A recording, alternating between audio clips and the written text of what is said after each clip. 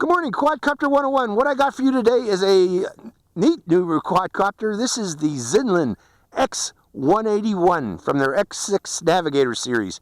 Now, you've seen my recent, some of you may have seen my recent review of the X163 quadcopter from Xinlin, which is almost the exact same as this, except it had small brush motors with geared propellers.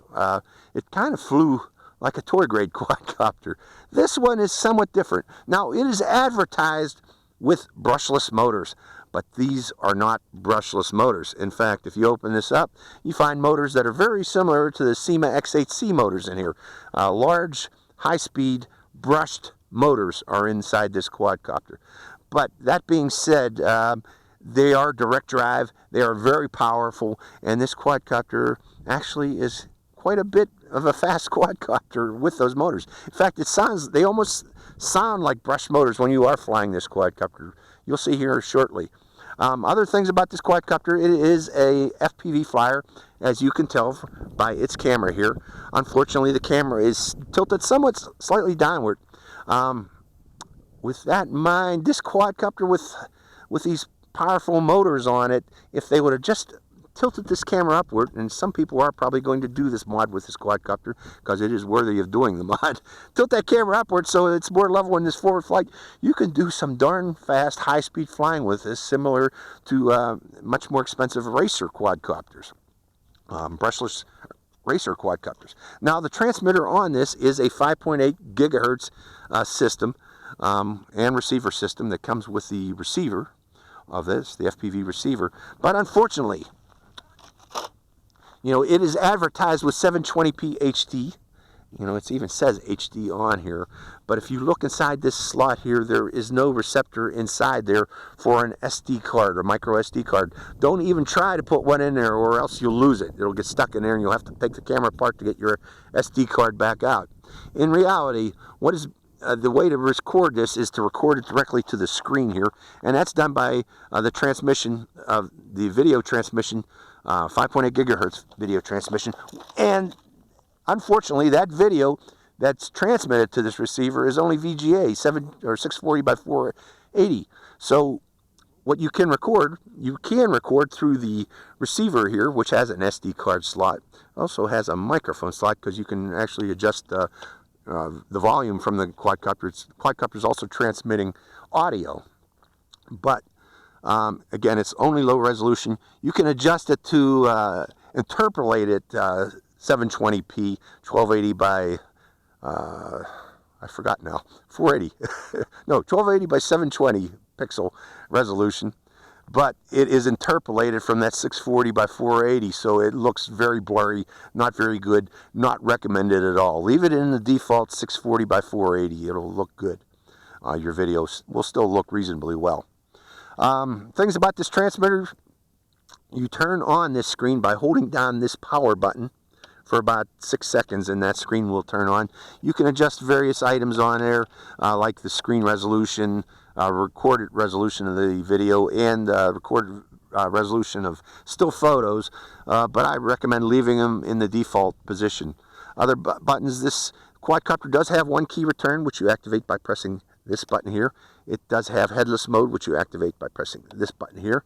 You can turn the quadcopter's lights on and off to save battery power by pressing this button here. This button is inoperative.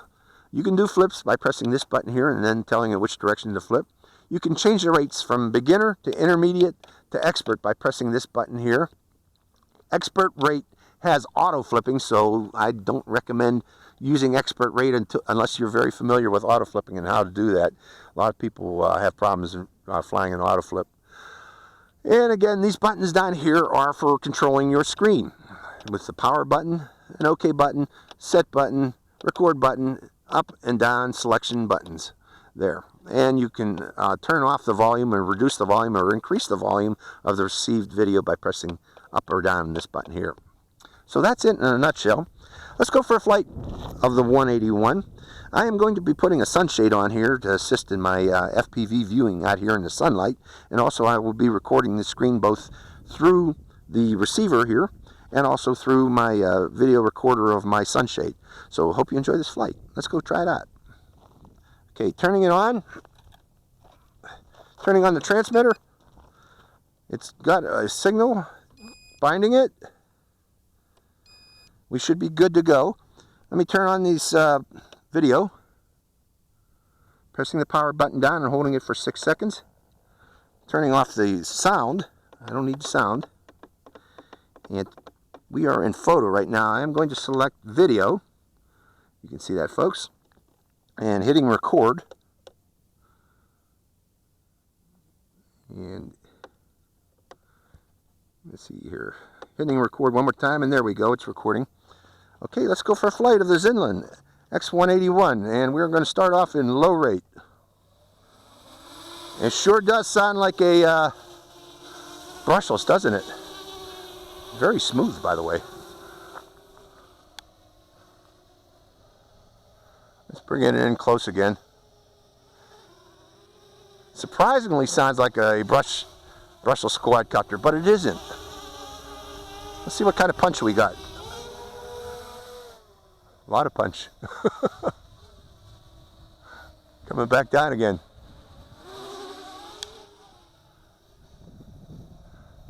How's that FPV signal? Is it usable? Well, yes, it is.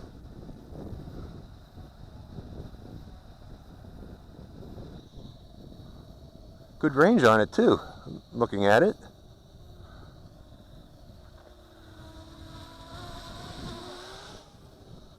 Let's bring it right there. Now, this is advertised with altitude hold. Actually, if this had altitude hold, this would make it perfect. But it seems to work well. The FPV looks good. FPV looks very good, actually. I'm going to continue recording it, but I'm going to fly visually, folks, because I want you folks to see it. I can't do both at the same time. Fly FPV and let you see it flying. Okay, we are in beginner rate. Let's take it up to intermediate. Let's see what it does.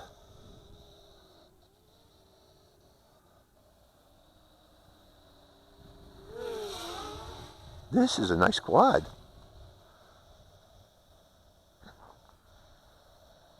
Okay, this flies very nice. I'm actually surprised how well this flies. Good range. You know, comparing this to the ones... I'm going to expert now. Oh, okay, careful. It has auto flipping if you're an expert.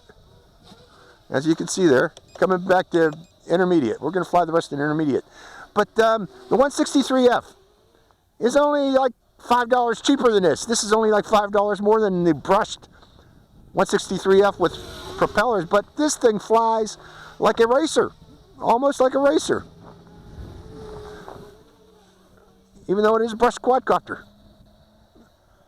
It flies surprisingly well. Okay, what haven't we demonstrated? We have to demonstrate headless mode. Where are you? One key return first. We'll go out here, come down a little lower. One key return, activate it. Here it comes back. Does it very well. Very fast. You want to see that again, folks? Let's go over here. One key return. Coming back again.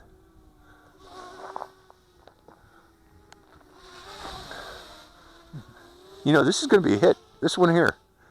Depending on how well those brushed motors last. If they're cheap, easily replaceable, and they last reasonably long or reasonably well, this is a good alternative to a brushed motor or brushless motor racer quadcopter for beginners. Or not beginners, intermediates. This is not good for intermediates, folks, or beginners. Excuse me. The reason I'm saying it is this thing's too fast and it's too heavy. It's going to require FAA registration. It's very fast.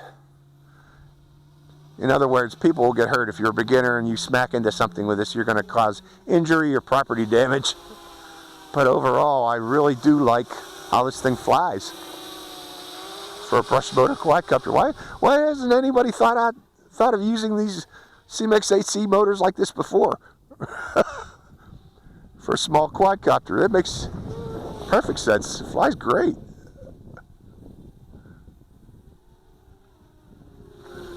Is that video still recording? Oh, I lost my video screen. Hold on, folks. I'm going to land it for a second. Why did I lose my video screen? My battery power on it may have worn out. Hold on. Did the battery power wear out on that? I thought I had battery power. Starting it back up again.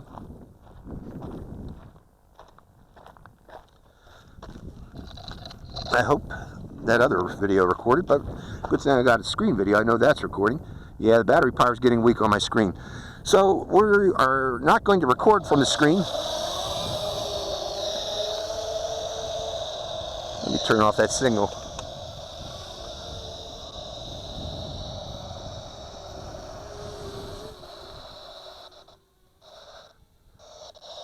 Turn that video volume down.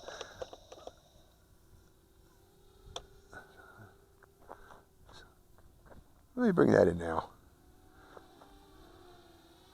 Actually, the quadcopter is getting weak too. I'm going to land it.